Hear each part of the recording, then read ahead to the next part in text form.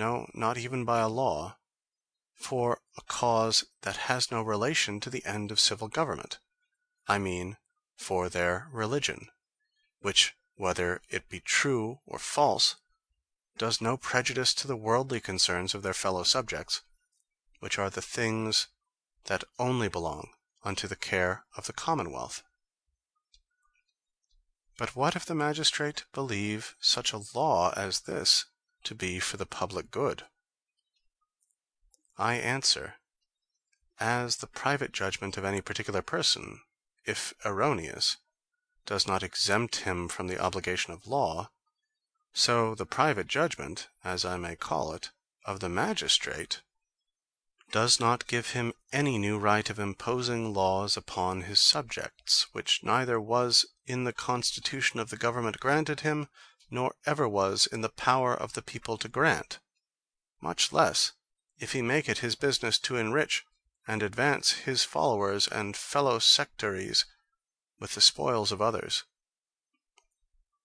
But what if the magistrate believe that he has a right to make such laws, and that they are for the public good, and his subjects believe the contrary? Who shall judge between them? I answer, God alone. For there is no judge upon earth between the supreme magistrate and the people. God, I say, is the only judge in this case, who will retribute unto every one at the last day according to his deserts, that is, according to his sincerity and uprightness in endeavoring to promote piety and the public weal and peace of mankind. But what shall be done in the meanwhile? I answer, the principal and chief care of everyone ought to be of his own soul first, and, in the next place, of the public peace, though yet there are very few will think it is peace there, where they see all laid waste.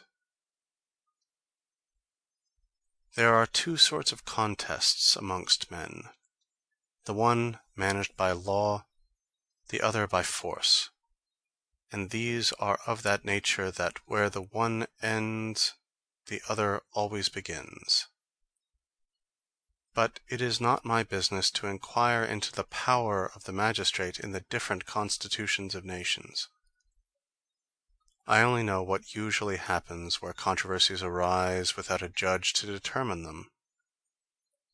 You will say then, the magistrate being the stronger will have his will and carry his point. Without doubt. But the question is not here concerning the doubtfulness of the event, but the rule of right. But to come to particulars, I say first, no opinions contrary to human society, or to those moral rules which are necessary to the preservation of civil society, are to be tolerated by the magistrate.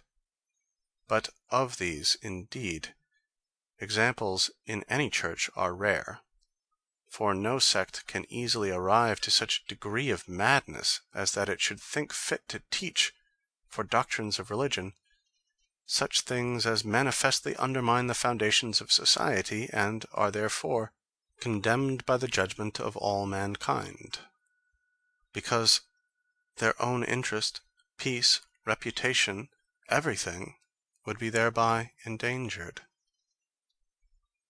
Another more secret evil, but more dangerous to the commonwealth, is when men arrogate to themselves, and to those of their own sect, some peculiar prerogative, covered over with a specious show of deceitful words, but in effect opposite to the civil right of the community. For example, we cannot find any sect that teaches, expressly and openly, that men are not obliged to keep their promise, that princes may be dethroned by those that differ from them in religion, or that the dominion of all things belongs only to themselves.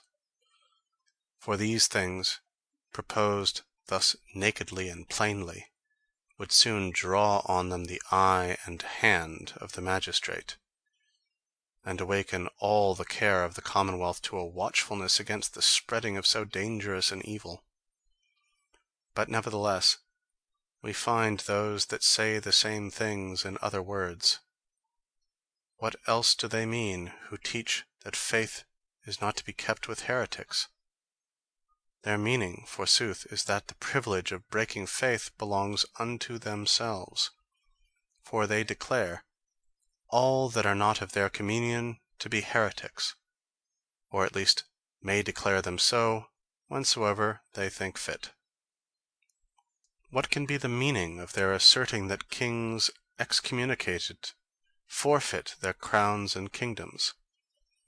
It is evident that they thereby arrogate unto themselves the power of deposing kings, because they challenge the power of excommunication as the peculiar right of their hierarchy. That dominion is founded in grace is also an assertion by which those that maintain it do plainly lay claim to the possession of all things. For they are not so wanting to themselves as not to believe, or at least as not to profess themselves to be the truly pious and faithful. These, therefore, and the like, who attribute unto the faithful, religious, and orthodox, that is, in plain terms, unto themselves, any peculiar privilege or power above other mortals in civil concernments, or who, upon pretense of religion, do challenge any manner of authority over such as are not associated with them in their ecclesiastical communion, I say, these have no right to be tolerated by the magistrate, as neither those that will not own and teach the duty of tolerating all men in matters of mere religion. For what do all these and the like doctrines signify, but that they may and are ready upon any occasion to seize the government, and possess themselves of the estates and fortunes of their fellow subjects, and that they only ask leave to be tolerated by the magistrate, so long until they find themselves strong enough to effect it?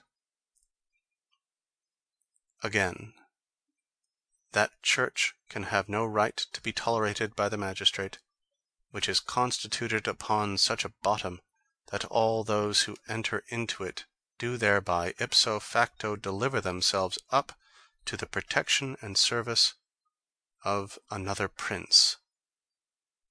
For by this means the magistrate would give way to the settling of a foreign jurisdiction in his own country, and suffer his own people to be listed, as it were, for soldiers against his own government. Nor does the frivolous and fallacious distinction between the court and the church afford any remedy to this inconvenience, especially when both the one and the other are equally subject to the absolute authority of the same person, who has not only power to persuade the members of his church to whatever he lists, either as purely religious or in order thereunto, but can also enjoin it them on pain of eternal fire. It is ridiculous for anyone to profess himself to be a Mohammedan only in his religion, but in everything else a faithful subject to a Christian magistrate, while at the same time he acknowledges himself bound to yield blind obedience to the Mufti of Constantinople, who himself is entirely obedient to the Ottoman Emperor, and frames the feigned oracles of that religion according to his pleasure. But this Mohammedan, living amongst Christians, would yet more apparently renounce their government if he acknowledged the same person to be head of his church, who is the supreme magistrate in the state. Lastly, those are not at all to be tolerated who deny the being of a God. Promises, covenants, and oaths, which are the bonds of human society, can have no hold upon an atheist.